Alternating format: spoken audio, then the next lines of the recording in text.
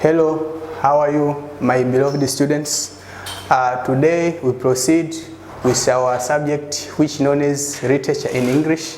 So if we started to follow me where we started discussing about this subject, I think we know which something which we have discussed a lot, and other issues which I gave you on the last periods. And also on the last period, we discussed a lot about similarities between language and literature. Also, we ended looking about difference between ordinary language and literary language. And thereafter also I gave you a task which demanded you to discuss about those issues which you discussed within that or the last period. So today there are some issues which we proceed which known as literary devices. So today we are going to discuss those literary devices. That's why when you are reading any kind of literary work, it can be a text or a song or any kind of movie, and among others. So there are a lot of issues which can be experienced. So if we want to make any analysis or appreciation of literary work, you have to overlook or to consider those issues which we are going to discuss. So I would like to tell you that just try as much as you can to be very careful to understand those issues which we are going to discuss. So the issue which we are going to discuss is literary devices. Literary devices. So we can't discuss or starting those literary devices without starting with the meaning of literary devices. So what do we mean when we say or when we hear any person talks about literary devices? So literary devices, these are tools used to appreciate or make analysis of any literary works. So if we want to make analysis or appreciation of any kind of literary work, these are just like tools that can enable you to make analysis. So you can't make analysis without using these tools. So when an author or an artist tries to compose or to make any kind of literary work, there are some issues which can be included on that. So you can't make analysis without considering those issues. So after looking those tools which can be used to appreciate or to make analysis of any kind of literary work, those issues or those literary works are as follow. These literary devices are like imagery, symbolism, metaphor, simile, personification, euphemism, metonym,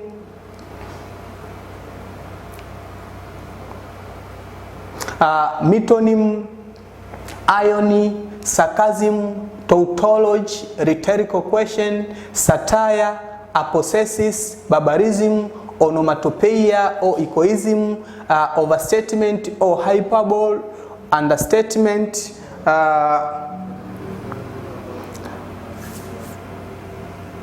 flashback, foreshadow, allusion, archaism, and among others. So these are some examples. There are a lot of them. So those literary devices which I was trying to tell you are the sum of them. So we are going to discuss one after another. So let us start with the first literary device, which is known as imagery. Imagery. The first literary device is imagery. So when we speak about imagery, in Kiswahili we call it taswira. So those who start Kiswahili, they can take this one among of figurative language or literary device which is known as taswira. So imagery, this is the use of let me make correction. This is not taswira. This is symbolism. So when we speak about imagery, it simply means that lugha ya picha. It is not taswira, lugha ya picha. So that is some correction which I discovered, so you may take it. So when we speak about imagery, this is the use of figurative language to create mental pictures to the reader.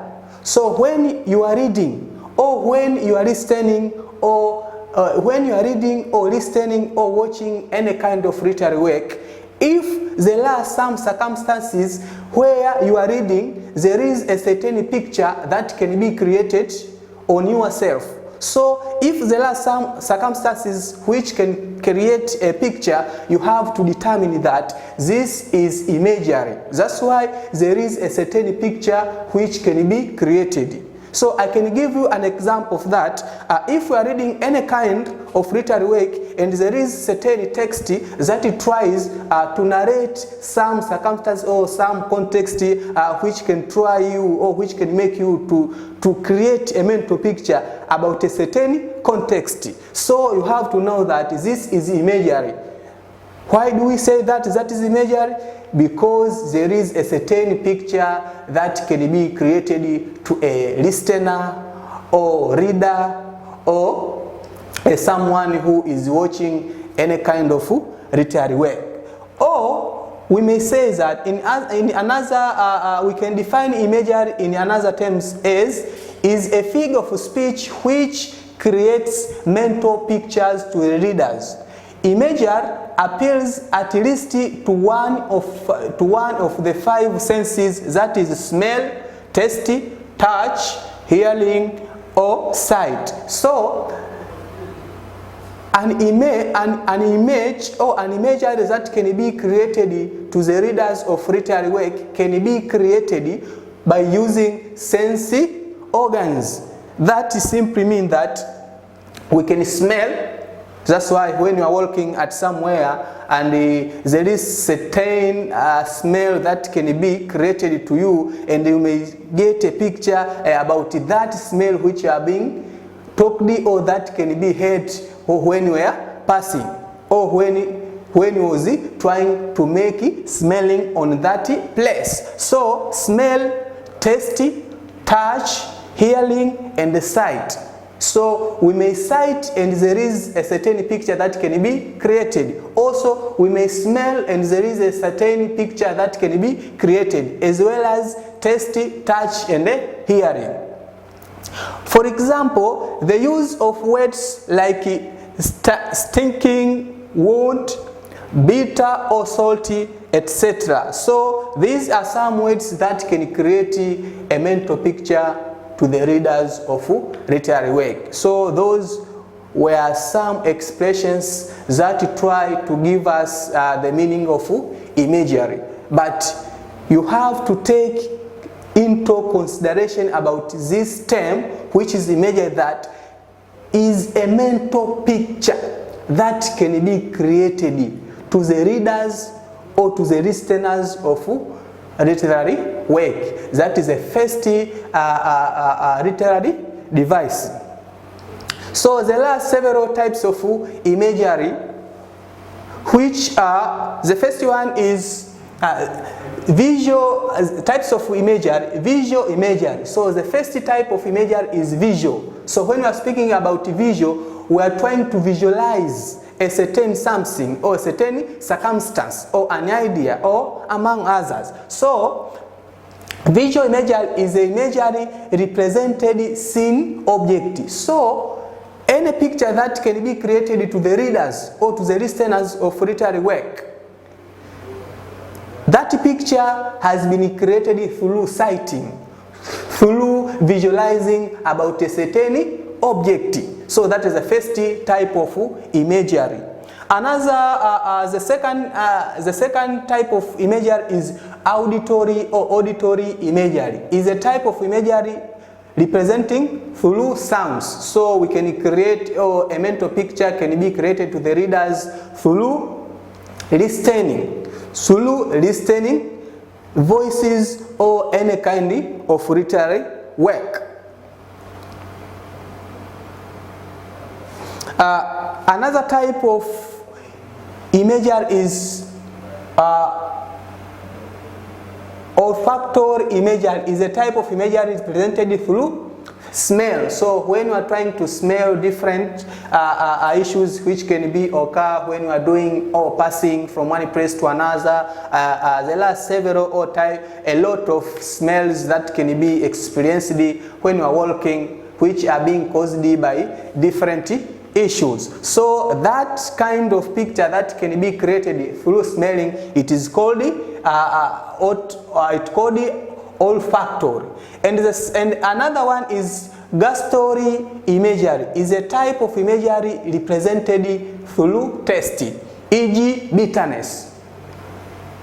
So that is another type of imagery. Also another type of imagery is tactile imagery, is a type of imagery represented through touch. So I can try to hide my eyes, and if I can try to touch a certain something, so I can hide my eyes, so I can try to touch a certain something, so I can get a mental picture about the physical appearance of something which I'm trying to touch. So that is another type of imagery. Another type of imagery is kinesthetic imagery. Is a type of imagery representing movement, e.g. slowly and among others. So that is another type of imagery. That is another, and there's a last type of imagery. So after making a short discussion about the first type, the first literary device which known as imagery, so now let us jump to the another literary device which is called symbolism. So when I was talking about imagery, I gave you some example or a correlative word which you may use in Kiswahili, but I made some corrections. So when you speak about imagery in Kiswahili, we call it taswira. Taswira. So that is symbolism. But in imagery, that is lugha picha in Kiswahili. So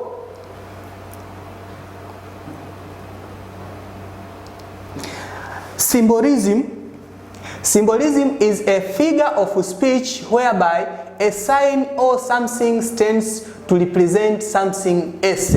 For example, ring stands for marriage or authority. Blood stands for sacrifice. So when you speak about symbolism, it simply means that it's a figurative language which tries whereby a something can stand to symbolize something else.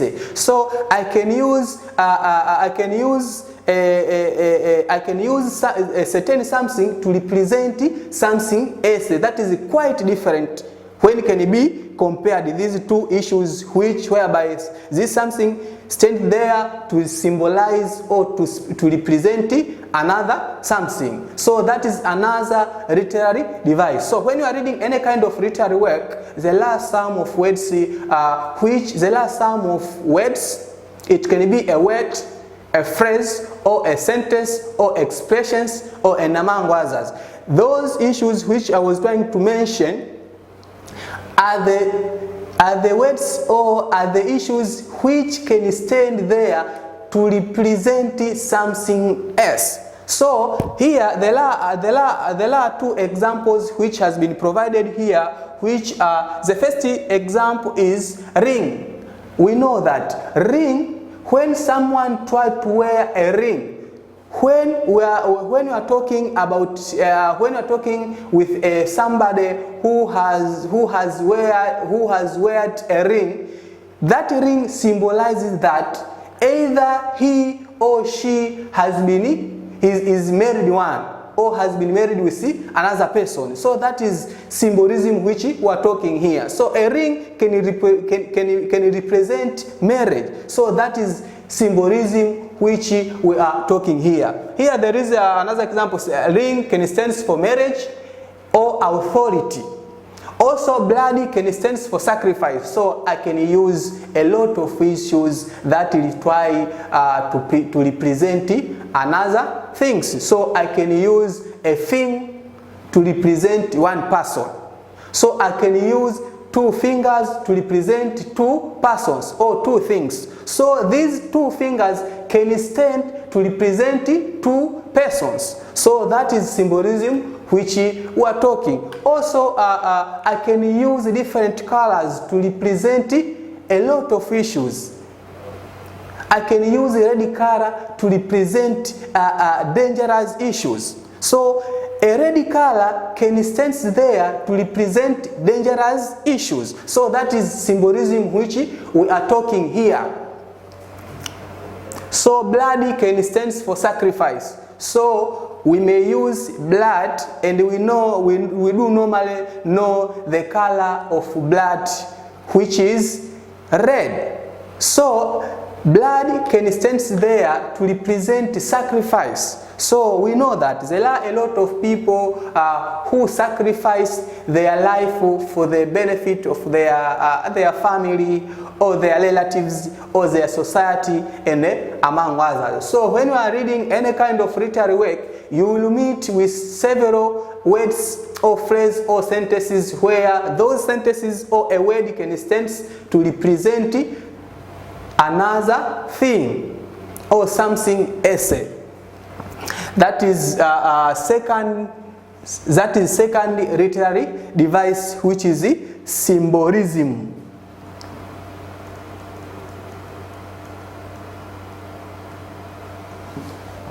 And the third literary device is metaphor. Metaphor is one among figurative language or a figure of speech. Also is one among of literary device. So when we talk about metaphor, is a figure of speech which implies direct comparison between two distinctive or dissimilar things without using conjunctions, such as like, as, e.g. he is a lion. So when we speak about metaphor, is a figurative language which tries to compare two different things or two distinctive things without using conjunctions. So when you are reading any kind of literary work, there are some expressions that try to compare two dissimilar things without using conjunctions. So when you are reading about the context like that, we have to know that this is metaphor. That's why there are two things which are so quite different, but those two things can be compared without using any kind of conjunctions. Here there is example, the conjunctions which we are talking here is like, it can be like, as, and among others. Example, he is a lion. So we know that he is a pronoun of either a male or a girl, a male or a boy or a man. So also, so we can take this pronoun as a person. So another issue is lion. So we know about lion. So here there is comparison which have been made here between a person with a lion. So these are two things which are so quite different, but these two issues have been tried to be compared without using conjunction. So that is metaphor. So we are trying to, you are trying to make comparison without using any kind of comparison, or without using any kind of conjunction. So if we can observe, or if we want to prove it, when you are reading or listening or watching any kind of literary work, we have to find out some examples where an author tries to compare two things without using conjunction. So these These issues which you are talking here is the issue of theories of literature. So now we are doing theoretically, but at the end you are going to make it, we are going to do it practically. So those issues which you are talking here, when will be made a lot of appreciation or analysis of literary works, I think those issues we are going to meet with them. So we are trying to talk about those issues theoretically, not practically. Another literary device is simile. Simile is a comparison between two distinct or dissimilar things using conjunctions or by using conjunctions. So this is contrary about the previous literary device, which is metaphor. So metaphor is comparison between two things without using conjunction, but simile is where a poet or an author or an artist tries to make a comparison between two different things by using conjunctions. So here you must use conjunctions. So conjunctions must be used in those comparisons which have been made by an author or an artist or any person who made or composed any kind of literary work. So, e.g., she is beautiful like a flower. She is beautiful like a flower. There is conjunction here which has been used, like, as we looked on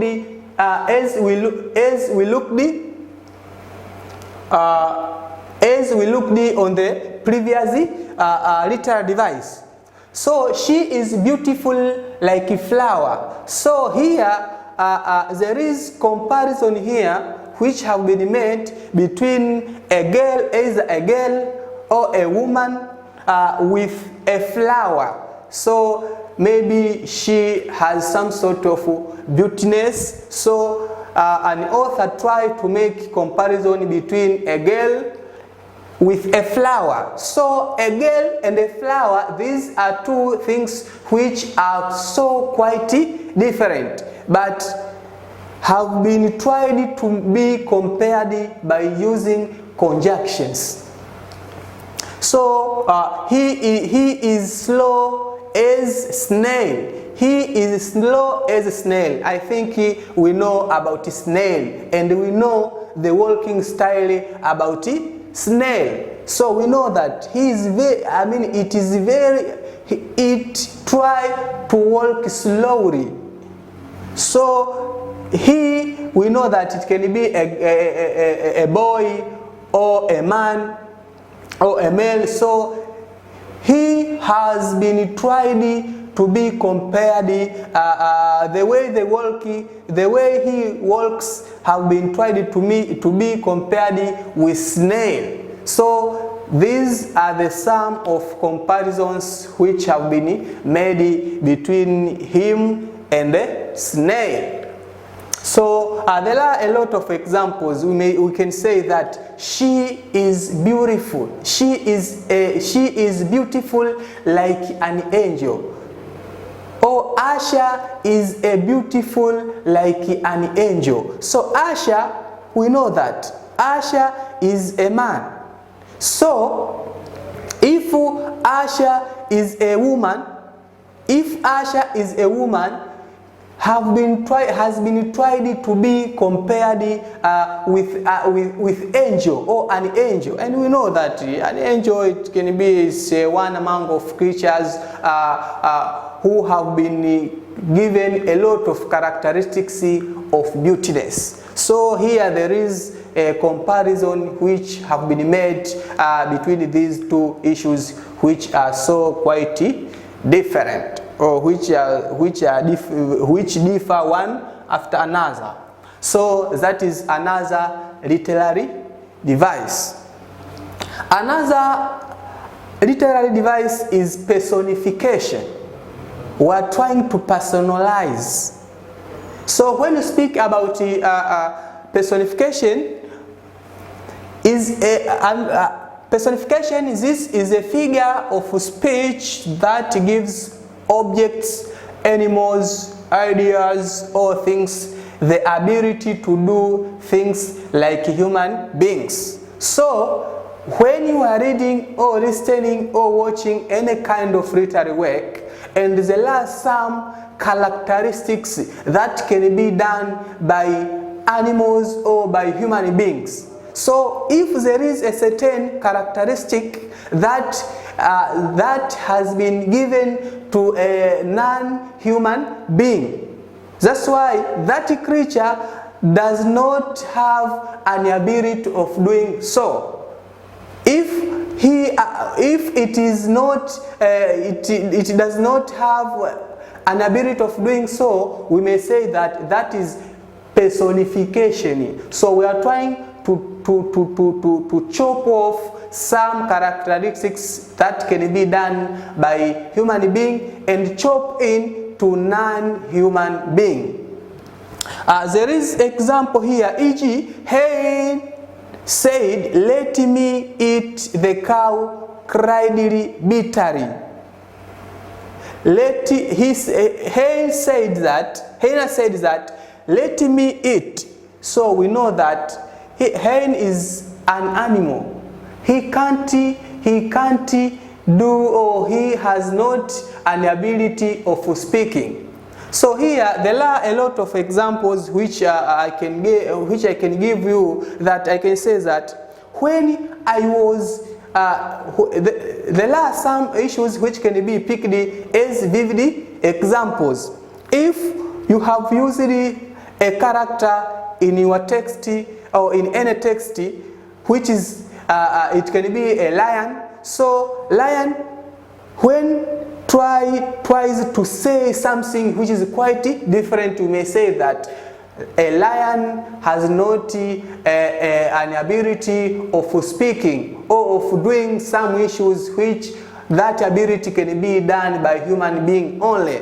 So I can give you another example that stones started to cry loudly. So we do normally that stones have not an ability of crying.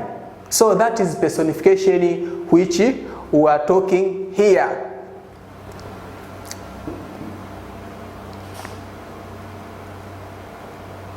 So after looking the issue of another literary device which is personification, there is another literary device which is euphemism or euphemism. Euphemism in Kiswahili we can call it tafsida. Tunapunguza ukali wa maneno. So there are a lot of literary works. When you are reading, there are some circumstances where an author tries to reduce the harshness of the words. So if an author has tried to make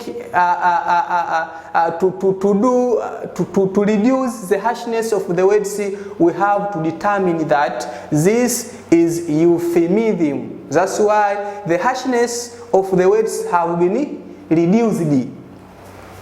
Euphemism is a figure of speech that is used to reduce harshness of the words that could be spoken in public.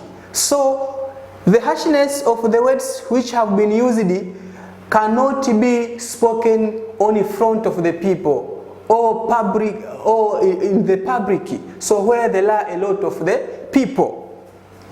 Or is a figure of speech which avoids the use of unpleasant words. So when we speak about unpleasant words, are the several words which are not admired with a lot of people. For example, private parts. Private parts, these are two words which try to reduce the harshness of the words either vagina or penis. So we may use private part as two words which have been used to reduce the harshness of the words vagina and penis. Also, passed away. So we may use passed. So after I can say it can be either a long or short discussion which I did about those literary works which we do normally know when you are making any kind of appreciation or analysis of literary work, you must meet with them. So there is a task here which I prepared so as to measure how do you understand about those literary devices which we discussed. So you have to differentiate with examples. So make sure that when you make a difference between these terms, you have to provide examples. So with examples, distinguish the following literary devices: metaphor and simile, imagery and symbolism. So let us end here. If God wish, I think we will continue on another session. Thank you.